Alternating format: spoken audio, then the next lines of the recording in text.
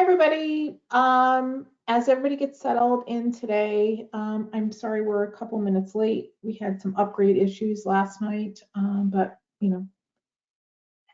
feel free to just get settled and comfortable for our wonderful topic this afternoon from TwoSixTech Technologies.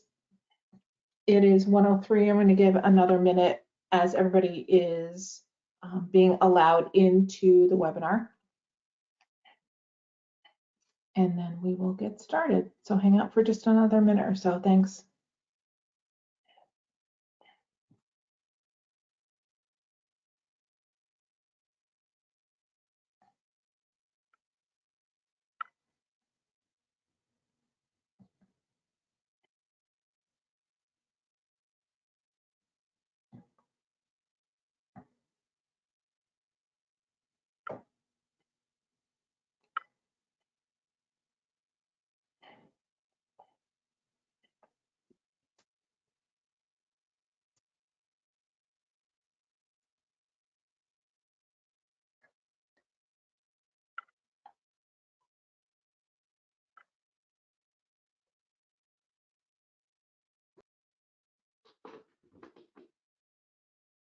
Okay, so hello and good morning, everyone, or good afternoon from wherever you are joining us from today. My name is Liz Mancini. I am the Senior Manager of Member Services for AAPA.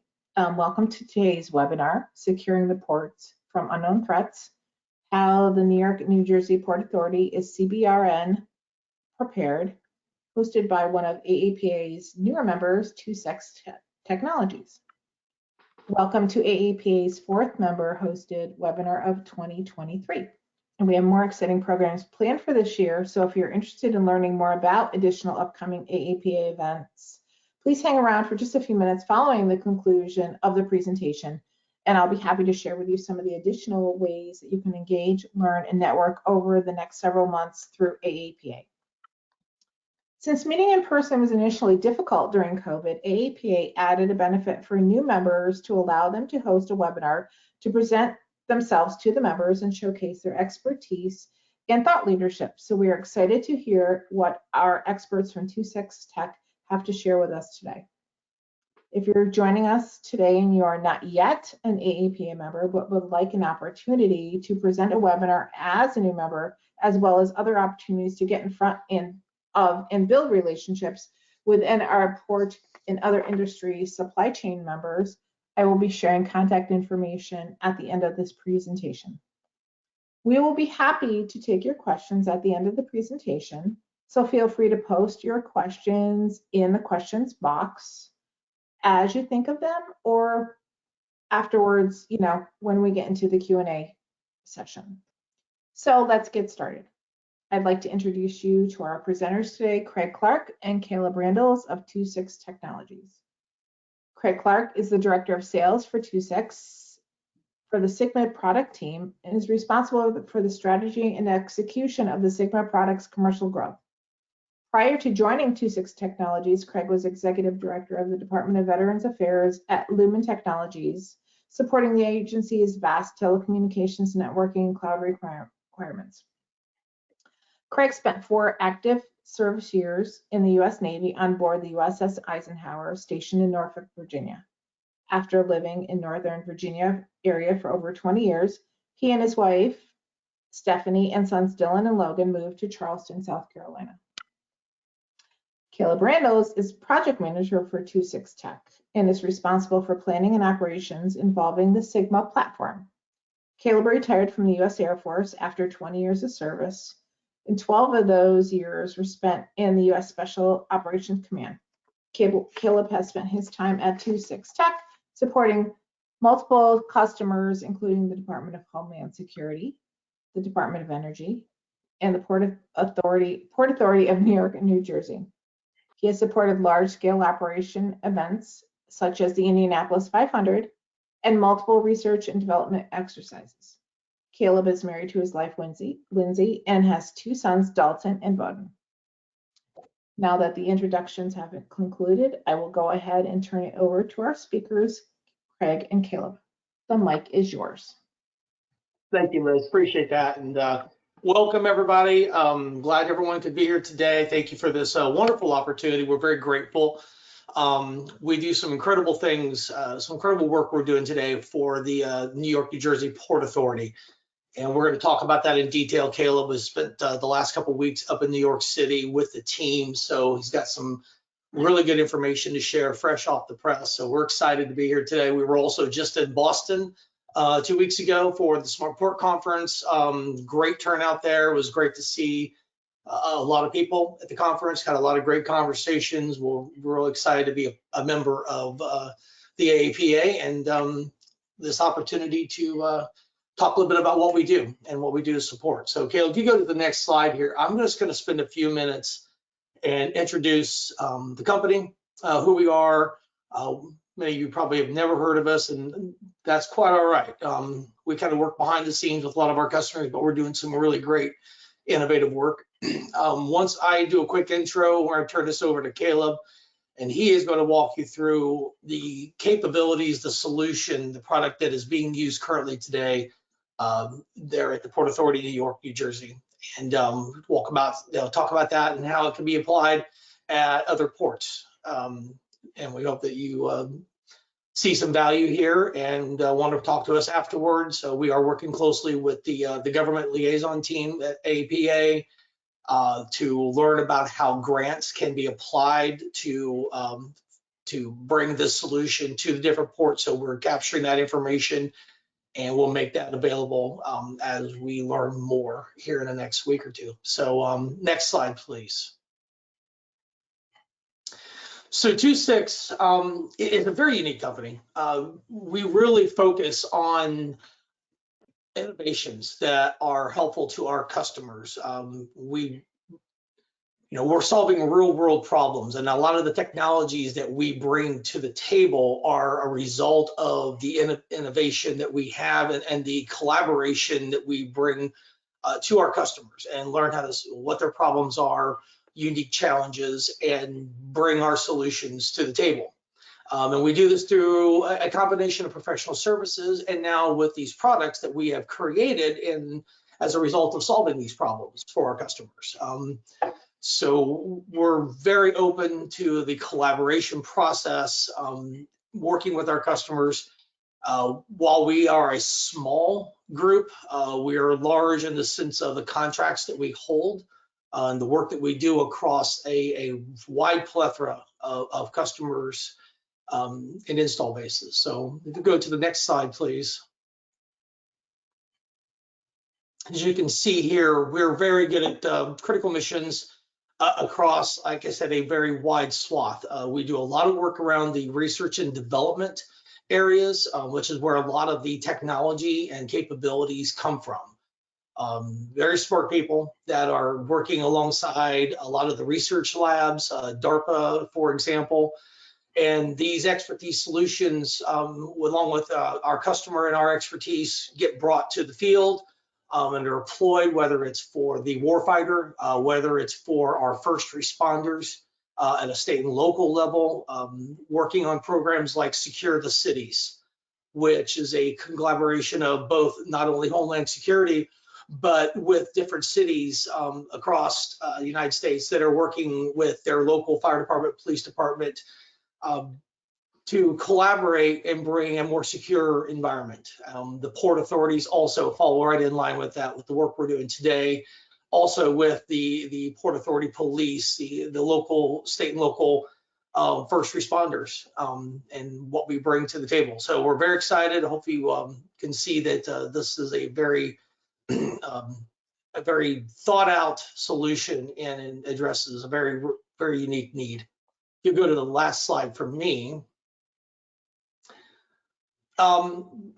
As I said, we create new technologies, and then we make those solutions available to other folks. So instead of just letting it sit there and only helping one customer, we find ways to actually be innovative and bring these solutions to a larger swath, as you're going to see today.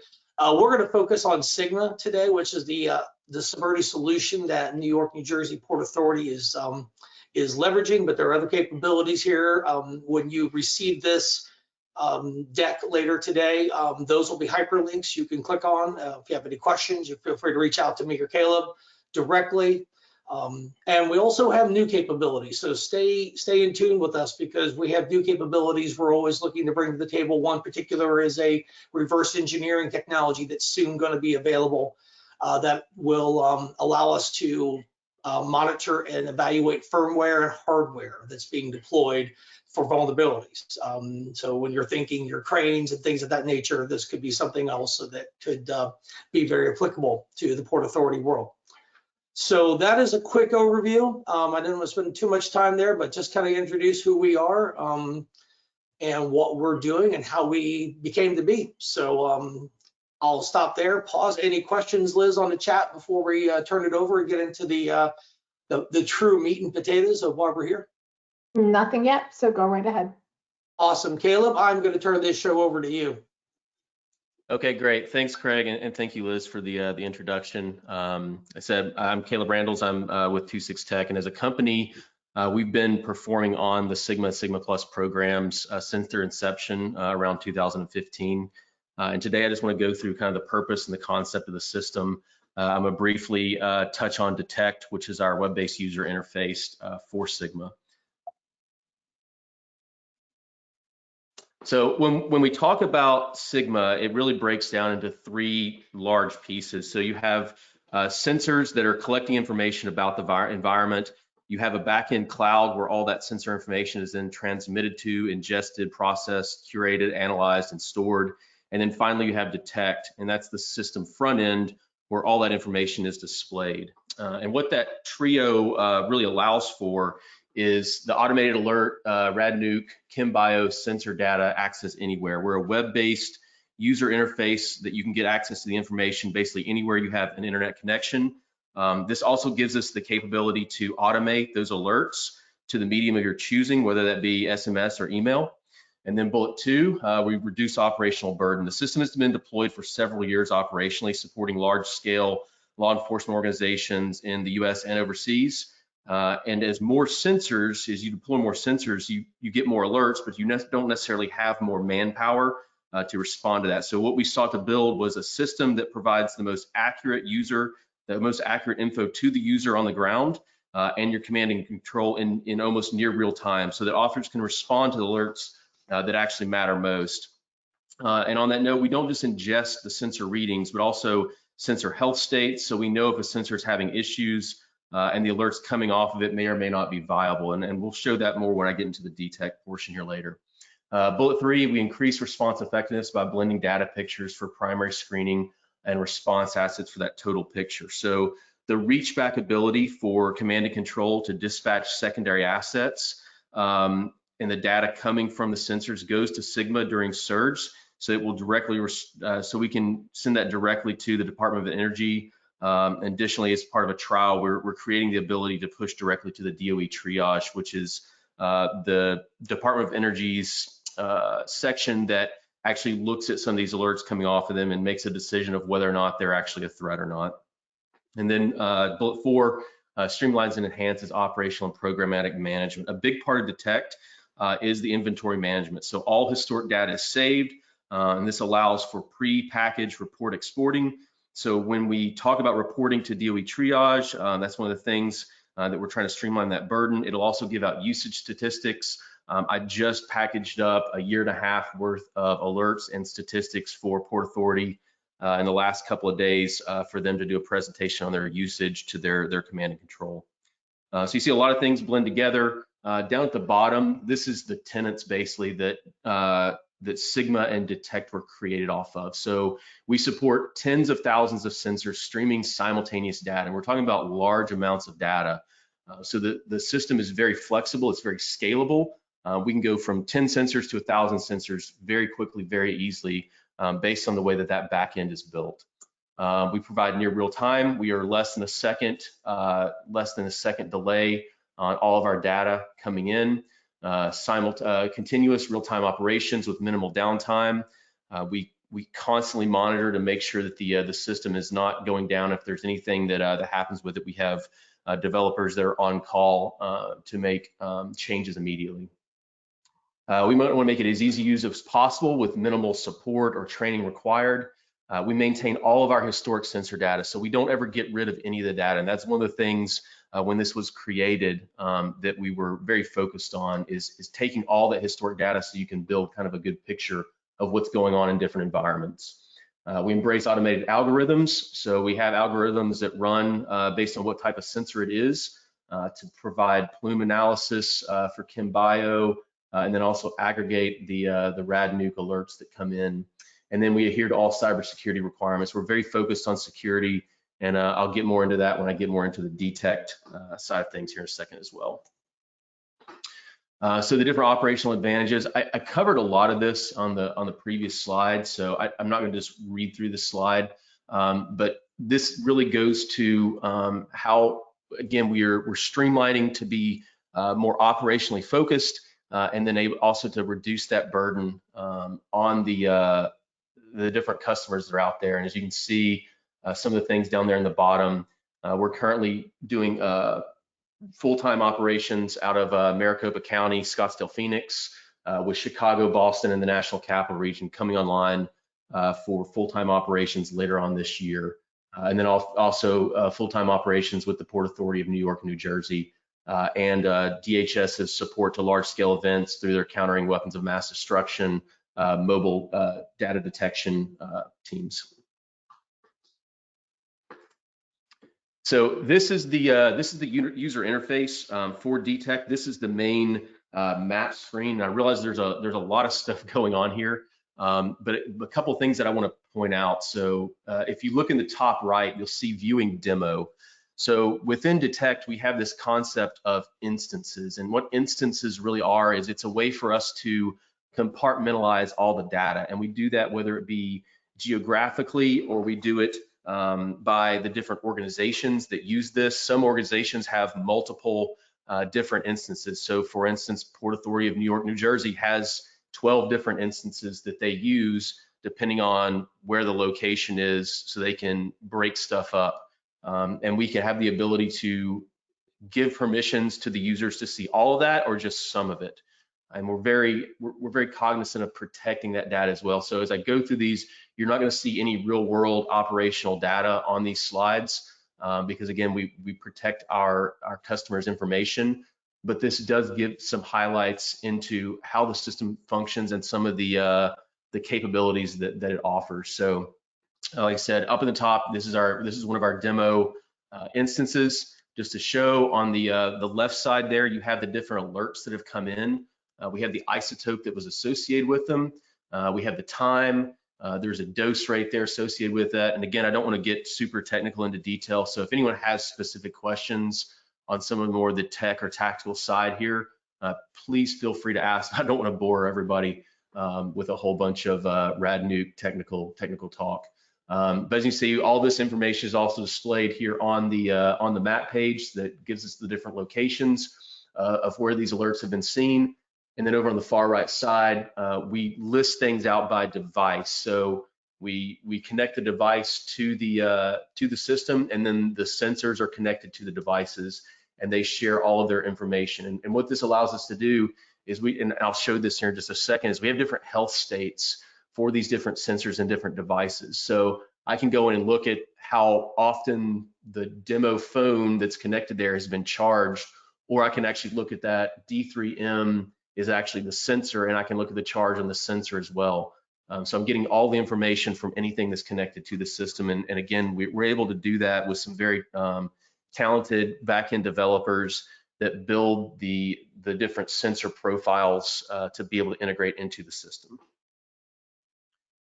So if I had to click on one of these alerts, this is the pane that would come up, and this would again give me more of that information, exactly where that was located at. It gives me some information about the type of isotope and some things it's commonly used for. So we're building in again a lot of that functionality to be able to help out the end user. So you don't have to go and Google what these different things are. We're going to provide that to you immediately, whether it be chem, bio, or rad nuke.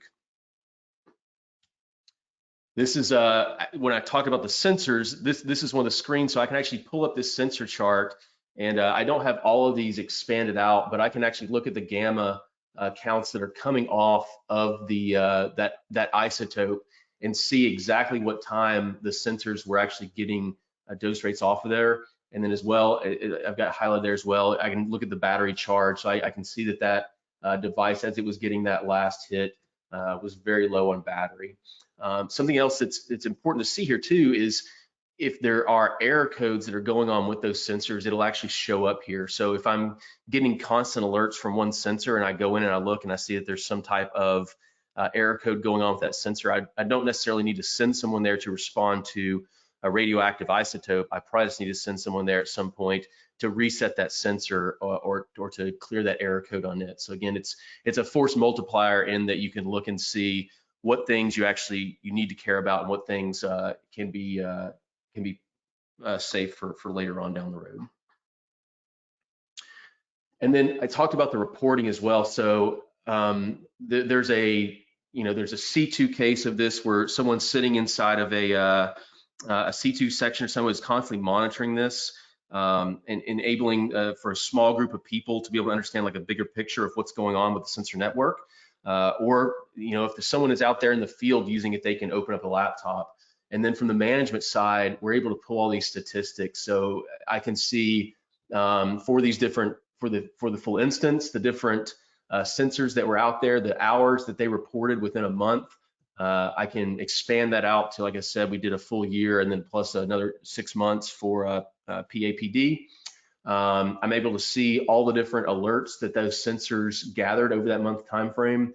I can export a KMZ that you can open up in Google Earth, and I can see for whatever time period I choose, I can look at what the different coverage areas were for that time frame. So I know where the sensors have been and what areas they have not been in, to be able to, again, direct manpower. If I have a specific area that I care about, I can open this up and see that that area maybe hasn't been covered in the last 30 days, and then direct manpower to be able to go and take a look at that.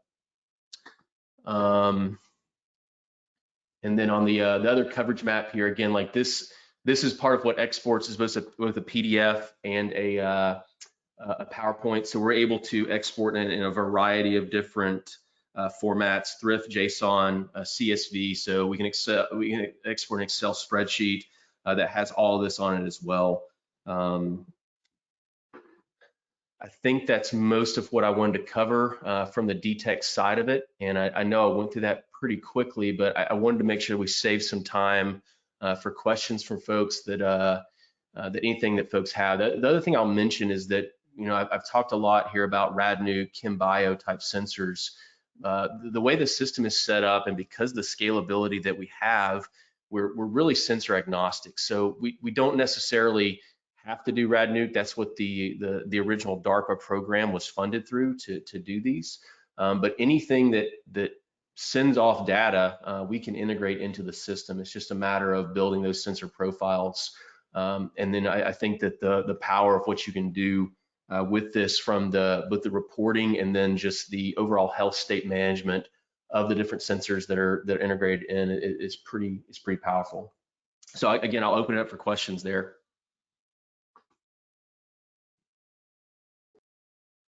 Does anyone have any questions that you would like to post in the question or chat boxes? Feel free.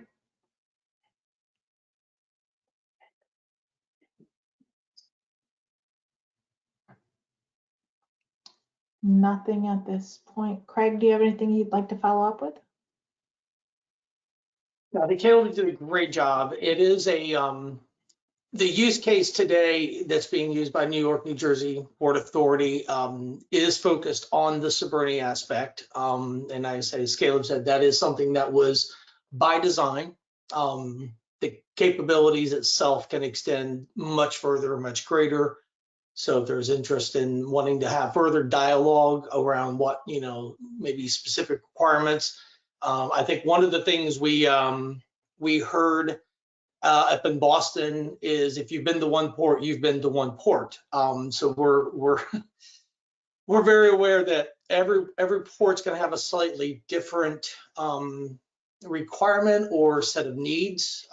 Again, going back to our collaboration that we foster our innovation. We love a challenge where just because the technology is being used today for something very specific in New York, New Jersey, doesn't mean it can't be somewhat modified and to meet needs of another customer. So these capabilities can be looked at and addressed for a lot of different things. So we're open to those conversations. We hope there's opportunities to further dialogue around what we're doing today and how we can be working and helping the port authorities. And we'll look forward to hopefully seeing more people after this call and also during the conference in Port Aurora coming up here later this year. All right, well, many thanks to our speakers, Craig Clark and Caleb Randalls, for their very topical and insightful presentation. I hope all of you gained some helpful information from today's webinar. If you'd like to follow up offline with Caleb and or Craig, they have their contact information up on the screen currently. If you don't get that, reach out to me and I'll funnel your requests through to them. Before you sign off, I just want you to hang in there for just a couple more minutes if you don't mind and indulge me. I want to share some information on upcoming AAPA events and contact info. So I'm going to start sharing my screen. Hang on just a second.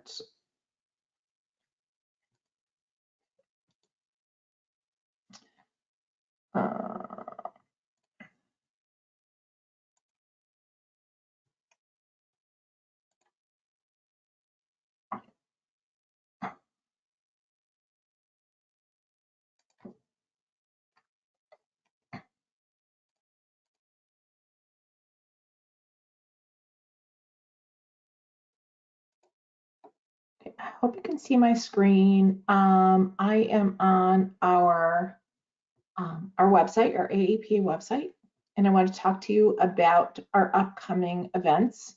So if you go to aapa-ports.org and go to the navigation tab at the top and go to AAPA events, you can click on information for our annual convention, our LATAM convention in December, our Power Summit and Expo in January of next year in Tampa, our Legislative Summit in March, our Port and Terminal Operations Management Training in April in Corpus Christi, next year's Port Administration Conference, which is going to be in Miami, our Smart Ports Conference, which will be in Seattle next year. And then we wrap up with our annual convention in Boston and our Latin American convention, which we do not currently have an event or a location that we can share with you, but it's going to be a great spot.